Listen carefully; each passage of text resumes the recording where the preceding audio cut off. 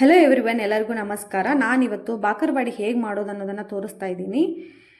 Bakery ಥರ ಕ್ರಿಸ್ಪಿಯಾಗಿರುತ್ತೆ. ಈ ಬಾಕರ್ವಾಡಿ ಸಿಹಿ ಸಿಹಿ ಮತ್ತು ಖಾರವಾಗಿ ಕ್ರಿಸ್ಪಿಯಾಗಿ ಚೆನ್ನಾಗಿರುತ್ತೆ.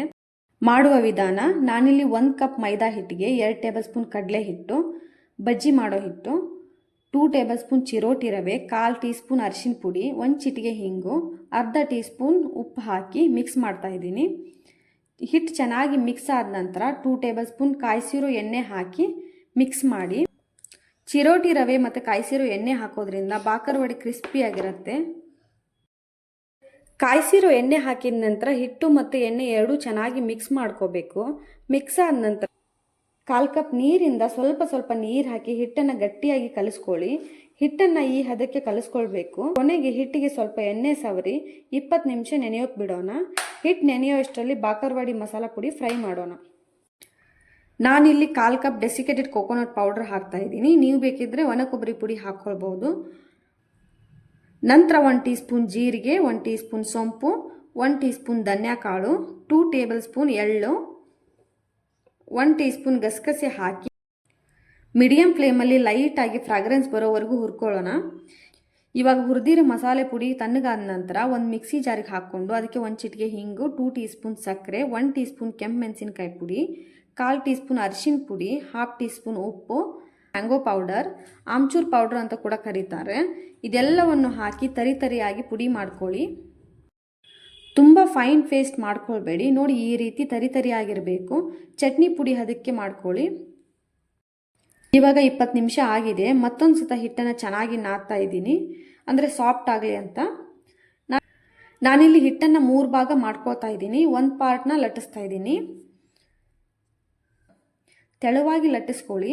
ತೀರ ತೆಳುವಾಗಿ ಏನಿಲ್ಲ, ಚಪಾತಿ ಅಷ್ಟು ದಪ್ಪ ಲಟ್ಟಿಸಿ. ತೀರ ದಪ್ಪ ಆದರೆ ಫ್ರೈ ಮಾಡುವಾಗ ಹಸಿ ಉಳಿದೋಗುತ್ತೆ. ನೋಡಿ, ಈ ರೀತಿ ಲಟ್ಟಿಸಿದ್ರಾಯ್ತು.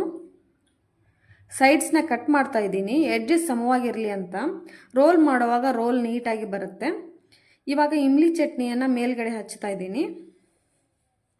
ಲಾಂಗ್ ವಿಡಿಯೋ ಆಗುತ್ತೆ ಅಂತ ಇಮ್ಲಿ ಚಟ್ನಿ ಮಾಡೋದು ತೋರಿಸ್ತಾ ಇಲ್ಲ. ನಾನು ಶಾರ್ಟ್ ವಿಡಿಯೋದಲ್ಲಿ ಇಮ್ಲಿ ಚಟ್ನಿ ವಿಡಿಯೋ ಹಾಕಿದ್ದೀನಿ, ಚೆಕ್ ಮಾಡ್ಕೊಳ್ಳಿ.